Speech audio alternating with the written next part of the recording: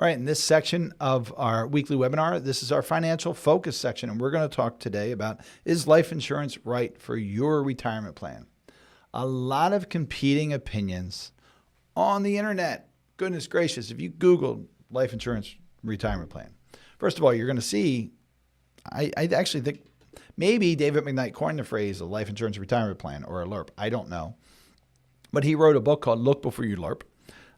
But you're going to see a lot of information, and you're going to see some people who really understand and discuss the benefits of life insurance policies and their use in retirement plans. And you see people who say, run for the hills, don't even think about it. It's a horrible situation. It's only put together to enrich the people who are presenting it to you.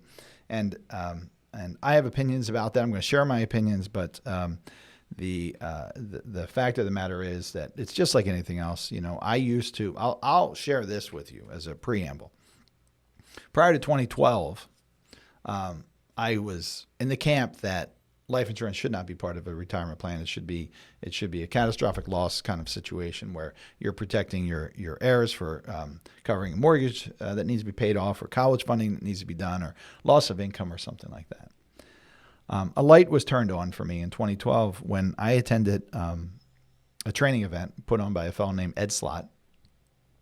Ed's a CPA out of New York who trains financial advisors and CPAs and attorneys on tax-efficient planning strategies. And I attended a 2-day event in Newark, New Jersey. And after being in the industry for over 10 years and having just achieved my certified financial planner designation, which was a very challenging thing to do, I remember sitting in the back of the room, really smacking my forehead saying, oh my gosh, I've been missing so much for my clients. And the reason is that I had formed biases based on misinformation. So again, these are critical items that you should learn so that you can make the proper decisions for your retirement plan. And one of them certainly is, should you use life insurance in your retirement plan? So let me share my screen here. So I'm going to share my screen. So I'm sharing my screen here because I'm going to go through some different things that I want to cover today. The first is concept. What is this concept behind funding life insurance, and why may it be right as part of your retirement plan? Now this video is for education. This is not for advice. So if I say anytime in this video, could this be right for your retirement plan? That's a question. You have to explore these things for yourself. And also the tools that we use are very, very important. Some life insurance policies can be very efficient. Some of them can be terribly inefficient. But we're going to talk about concept. We're going to talk about the tax code that addresses the tax efficiency of life insurance. We're going to talk about different options. We're going to talk about pros and cons. We're going to talk about the commitment. And then we're going to talk about structure. Actually, next week, we're going to talk about structure. There are certain things that you want your life insurance policy, if you're going to use it, certain ways you want it to be structured, or certain offerings from your company that you're dealing with to make it an effective plan, in my opinion. So the first thing I want to share with you is my friend and mentor, Ed Slott, who I just told you about, just released his most recent book. And the title of this book is called The Retirement Savings Time Bomb Ticks Louder. So I suggest you go and order this if you have an interest in learning more about your retirement planning strategy. It is no joke. It's 415 pages. There's a lot of material in here. I'm going to focus a little bit on, I'm not going to read this to you, except for one little part. And on chapter 8, and that is the power of life insurance, and specifically this section here. So page 279, read along with me. This reads, to keep your estate plan intact, you'll probably have to replace your IRA. We've already talked about using Roth IRAs as a tax-free alternative, but now it's time to look at what may be an even better idea, the life insurance retirement plan, which means replacing your IRA, a poor estate planning asset, with life insurance, an excellent estate planning asset that is now even more valuable after the Secure Act. Before we continue, you should know that I do not sell life insurance, Ed writes. I do not sell stocks, bonds, funds, or annuities. Never did. I am a CPA and tax planning advisor, and as a tax advisor, I can tell you that the single biggest benefit in the tax code is the income tax exemption for life insurance. you should know about how to use it to reach your goals, especially now that Congress has declared war on your retirement savings. So those are Ed's words. If you're just listening to this on our podcast, Not a Guru podcast, which can be found at any place where you find your podcast. But these are Ed Slott's words in his book, page 279. Ed has been called the nation's IRA expert from the Wall Street Journal. His education and analysts are excellent. I'm fortunate enough to be part of Ed's group. This is one manual from a training event recently, and we're required to go to really 2 a year. Anyway, so let's talk about the concept behind what Ed's discussing here with life insurance. Life insurance policies are complex. The concept, though, is very, very simple. When you're talking about permanent insurance, we're talking about permanent insurance, not term insurance. So permanent life insurance and cash value life insurance specifically. Some people refer to these as Ed did, as my friend David McKnight does, life insurance retirement plans. They're interchangeable, cash value life insurance retirement plan. But simply, here's the example. Now, I had this sketched out a different way, but it's just really this simple. Let's just say, for example, you have a $25,000 premium that you're paying for a period of time. It doesn't really matter the period of time. Now, because of the requirements in the tax code, and we're going to talk about those in a second, there has to be a death benefit. The IRS says it can't just be, or the tax code says this can't just be a tax scheme. There has to be a death benefit attached to it. So there has to be a death benefit. So let's just say in this example, you have a $500,000 death benefit. So of course that death benefit goes to your heirs when you're no longer here. And let's say that the $500,000 death benefit costs $2,500 a year. The tax code allows us to put in an additional amount. So it may be, and this is an example, you've got to do some calculations to see what those amounts are. But let's just say that they allow us to put in up to $25,000 a year. The $2,500 goes to the cost of insurance to pay the death benefit. That leaves $22,500 left inside of the insurance policy for investment. Now, there's many different ways, depending on the type of policy that you have, that money can be invested, and we're going to talk about those in a second. But simply, that's the concept. You overfund, you put more money into the life policy than what it costs to fund the death benefit. The amount that you're putting over that amount of the cost of the death benefit is in the policy, and it grows. Why do you want it to grow inside of the life insurance instead of inside of your brokerage account, for example? Well, your brokerage account is always going to be taxed. Capital gains tax, interest, dividends. Sometimes you can't manage those capital gains because you're invested in a mutual fund. Once that $22,500 goes into the life insurance policy, it's not taxed again as long as you follow the rules. So it grows tax deferred, it comes out tax free. It's protecting, you're putting a wrapper around that money so it'll never be taxed again. So I hope that simplifies things because the concept is really that simple. Now, the application, of course, is much more complex. There is no doubt that life insurance policies are complex. There are many moving parts. There are many tax requirements. There are many costs involved. But I don't think a person should shy away from a good planning tool just because they're complex. Folks, ETFs, exchange traded funds, are very, very popular. They are complex instruments. Mutual funds are complex instruments. There are many complex instruments that are beneficial. So that is the concept. Let's talk about the tax code. So the tax code is section 77I02. And I went to I looked for some, and here it is. So I got a copy of it here. So if you want, you can Google it, and there's a lot of, this is about eight or 9 pages, and you can read through all this, right?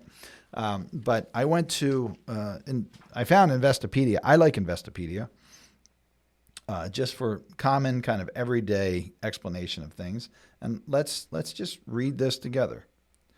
So this Section 7702 is the section that covers life insurance and allows for this favored tax treatment in life insurance policies, but with conditions. So there are conditions that have to be met. That's why these things have to be properly structured. So what is Section 7702? Again, this is from Investopedia. Section 7702 of the U.S. Internal Revenue Service Tax Code defines what the federal government considers to be a legitimate life insurance contract and is used to determine how the proceeds of the policy the policy generates are taxed.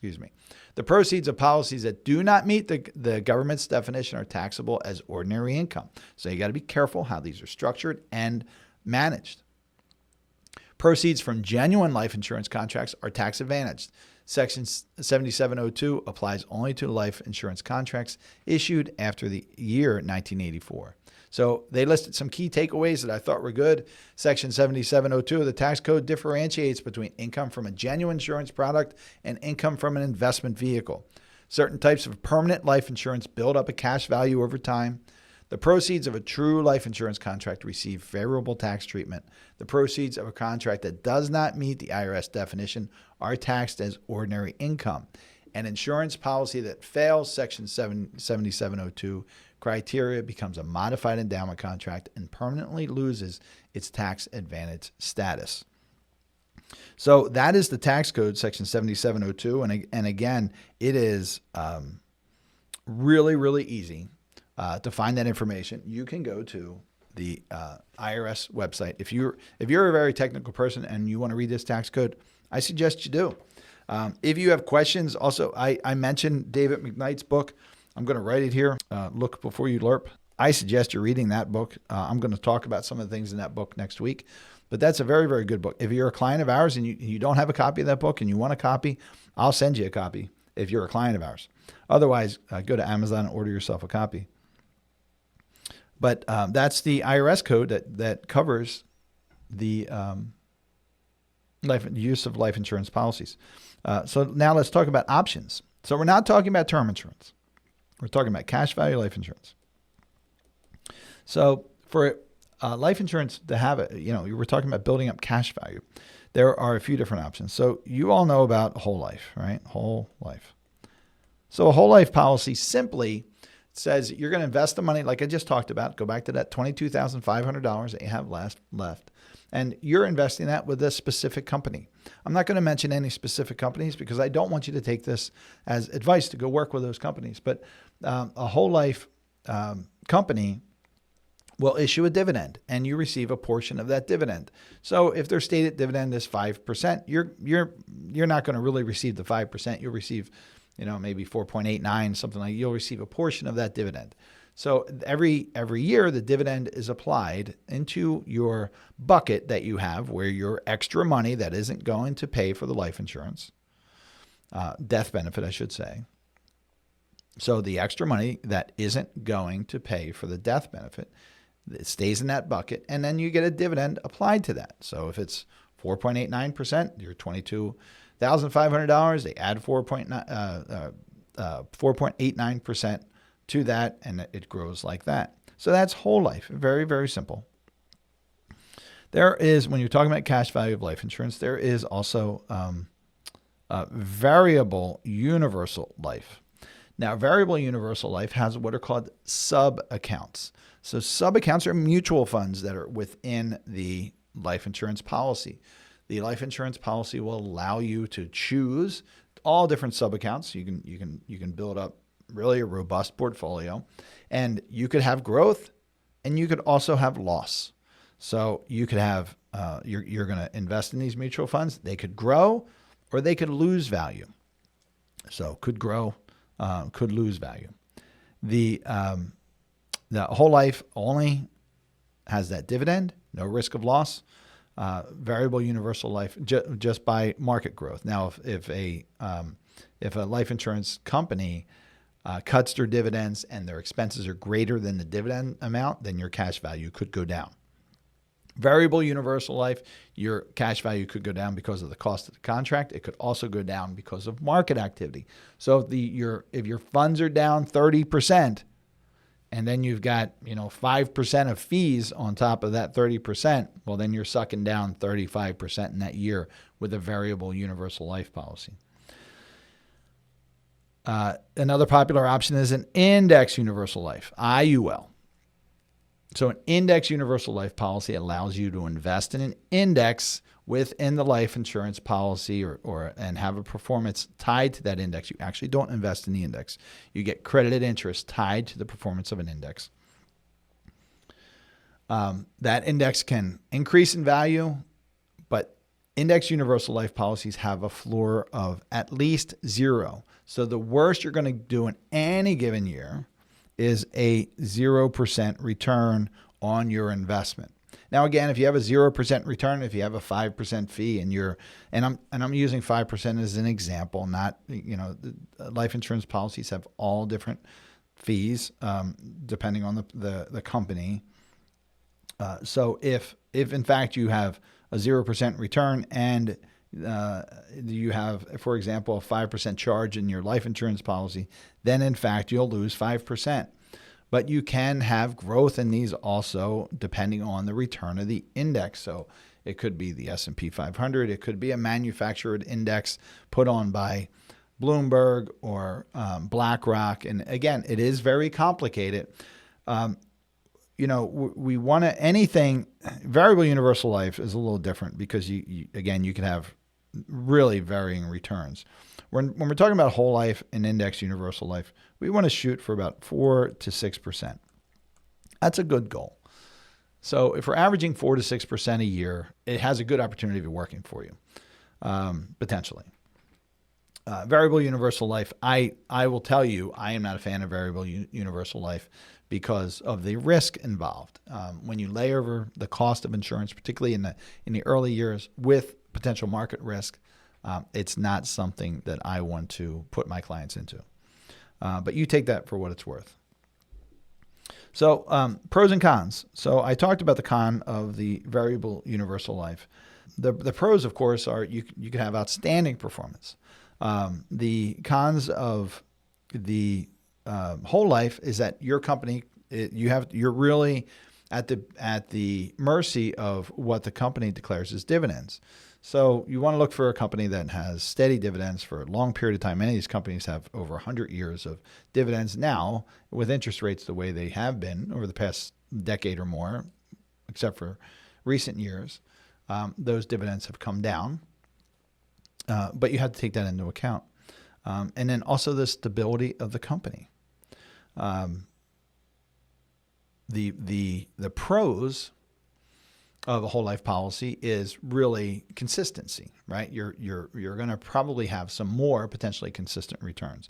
The pros of an index universal life policy are that you have some greater potential for return than you have with a whole life policy, and you have a floor of at least 0. The worst year you're going to have is 0. So you've got a band of acceptable returns. So 0 to, let's use this example, 4 to 6%. That's kind of the band of returns that you're looking for. The cons of index universal life policies, again, complexity. You're tied to index returns that can be capped, can be complex.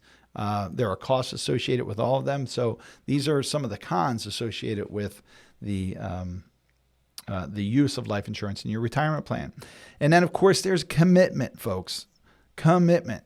Now, that could be a pro or a con, depending on how you feel about it. But it is likely that whatever life insurance policy you choose, you're going to have for the rest of your life. Yes, there are opportunities where you can exchange them along the way if something's better, but most people have that. When you're talking about cash value life insurance or permanent life insurance, you're going to have that for the rest of your life. You're committing those funds, and you should manage those investments as often as possible every year, or even with a variable universal life, it can be more frequently. But you are going to be committed. That's why David wrote, "Look before you LERP," and referred to it as a marriage, right? He has two kind of wedding rings on there, because you're married. The insurance company is committing to you for the rest of your life, and really you're committing to this strategy for the rest of your life as well. So that commitment is very, very important. And I wrote next year I'm going to do this for structure. Folks, we're not going to wait that long. It's going to be next week. We're going to talk about the structure and how these policies should be structured to give you the best chance at effectiveness. So let's talk though. So now that you understand a little bit more about the cash value life insurance or life insurance retirement plans, let's talk about if they can be right for your plan. So here's where they could fit in potentially to a plan. So we know our buckets here. You've got your taxable bucket, tax deferred, and tax advantage bucket. And there's really only two things that fit in this tax advantage bucket: Roth IRAs and qualified cash value of life insurance policies or life insurance retirement plans. So you want an ideal amount to be in each one of these buckets. We know in your taxable buckets, that's 6 months to 1 year of expenses. Anything above that is going to generate tax for the rest of your life. It's going to generate capital gains tax, interest, short-term capital gains, long-term capital gains. It's just forever taxed, as Ed Slott says. Tax deferred are your IRA accounts. So we know the problem with the IRA accounts, that if taxes are likely to be higher in the future, then when you have to start drawing out your money for your IRAs, whether they're required via required minimum distributions, or if it's just for distributions that you need for your lifetime, well, geez, you might be paying more in tax than you're anticipating. And that can be really troublesome and greatly hinder your ability to have a successful retirement. But there are things that we can do to transfer money from the tax deferred bucket into the tax advantage bucket by using Roth, right? We can do Roth conversions. That's simple. It's not easy, but the concept, again, is simple. There's a lot of calculations involved in appropriately converting Roth IRAs. It depends on your needs for what schedule that is, what tax you're going to pay on those conversions. So if you have a significant amount of money, as most Americans do, in this tax deferred bucket, well, heck, you can convert those funds to a Roth IRA either immediately or over time, whatever works best for you. There are no speed limits set by the IRS on that, or the tax code on that, and I have lots of videos talking about Roth IRAs, and we'll see if we can find a good one and include it in this description. The problem arises for a lot of people when you have a lot of money or more money than you need, more money than that 6 months or 1 year in this taxable bucket, because for most people you can't put this taxable money into a Roth. Can't go, okay, let me put that into a Roth. Now, with some exceptions, you can do some contributions. They're relatively small, and they have income requirements. So that may or may not work for you. And for most people, it doesn't allow the taxable account to stop growing and start shifting to a tax-advantaged bucket that you can use later in life. So this is where using the cash value of life insurance may work for you if it's appropriate. Is it right for your plan? So in our example of using $25,000 a year, and it really doesn't matter for this example how long you're funding it. Let's just say it's over 10 years, times 10 years. And you put that in there, and let's just say that gets you a $500,000 death benefit, as we talked about. Well, remember, $2,500 is, or I'm sorry, $2,500 in our example is going to pay for that death benefit, and $22,500 is staying protected, tax protected in this bucket, and can build over time. So you have those various investment options I talked about: whole life, variable universal life, index universal life. Really doesn't matter for these purposes. This $25,000 goes in here. $2,500 goes to the life insurance company to pay for your death benefit, and that remaining $22,500 builds every year to you build up a cash value. Now, Section 7702 says if you do this properly, you're going to have a cash value. Let's say you have a $300,000 cash value by the time you're building this all up. Now you can take distributions out of your life insurance policy if you want to, and as long as you follow the rules, any distribution that comes out of here is 0% tax. And they're structured as a loan. There's a lot of provisions around that, but it can work very well where folks start taking annual distributions or more lump sum distributions, and they don't pay tax on that money. Of course, any death benefit that's passed to your heirs is also 0% tax, and many policies today also have a long-term care provision that's tied to the death benefit that allows you to use your death benefit prior to your death for long-term care expenses if you meet certain requirements. And those requirements typically are you can't do 2 out of 6 activities of daily living. And of course, any long-term care needs that are paid out also come out zero tax-free. So you have to ask yourself if it's right for your retirement plan to, instead of building money that's going to be forever taxed and cause yourself and potentially your heirs a huge tax bill or a higher tax bill, what if you take a portion of that and you redirect it into a life insurance policy that now is protected, as long as you follow the rules, now is protected against tax. Of course, if you have stocks, bonds, mutual funds, you're going to have to pay capital gains tax to liquidate those positions and move them into here, the life insurance. But just like converting your traditional IRA to a Roth IRA, it's depending on your situation, it may be better to pay the tax at the rates we have today compared to the rates that we're going to have in 10 years. That applies to ordinary income tax when you're converting a traditional IRA to a Roth IRA, just as it applies to capital gains tax. Capital gains tax, actually, in my opinion, is going to be one of the first bullseyes that we're going to see. We're going to see an increase. We already had a proposed increase that came out of the White House that wanted to increase the highest capital gains from 23.8% to 44.6%. So I don't think that proposal is going anywhere for now, but that's the discussion that's going on in Washington. So is this process right for you? It all depends. First of all, do you have a significant amount of money in your taxable bucket that you want to move over and have it protected against future tax? Some people even take money out of their IRA and move it to cash value life insurance instead of moving it to Roth. Maybe there's a significant amount that they've already moved to Roth and they have different purposes that they want to use the life insurance for. That's okay too. But there are some requirements. Anybody can do a Roth IRA. If you have money in a traditional IRA, you can establish a Roth IRA and convert that money. That's easy. Again, that's simple. It's not necessarily easy.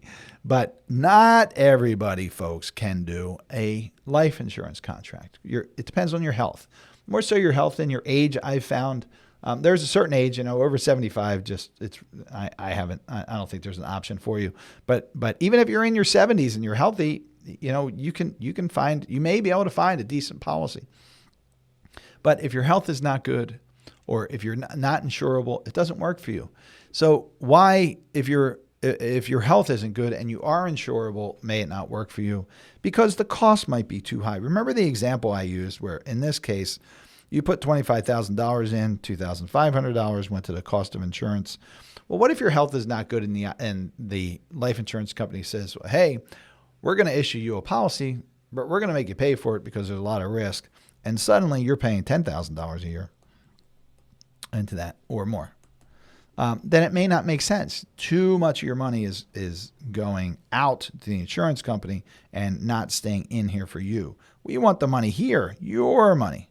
Your money. We want it to stay here, not insurance money. So if you're listening just on the podcast, again, I'm drawing on a whiteboard. You might want to go to the YouTube channel just so you can see what the heck I'm talking about.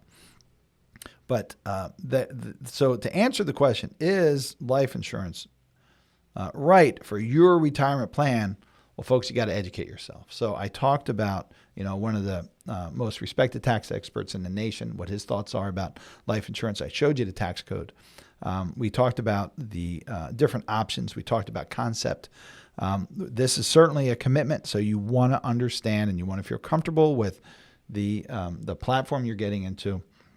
And we talked about what's coming up next week. We're going to talk about the structure, what we want to pay attention to. If life insurance is right for you, what should we be paying attention to? And then I gave you a little sketch plan here of generally how that funding could work. But again, it's all individualized. It may be right for you, it may not be right for you, but I hope now that you've got some education basis to make that decision. Folks, that's it for this week. And with that, everybody, have a good rest of your week. We'll see you next week. I hope this was helpful. Take care.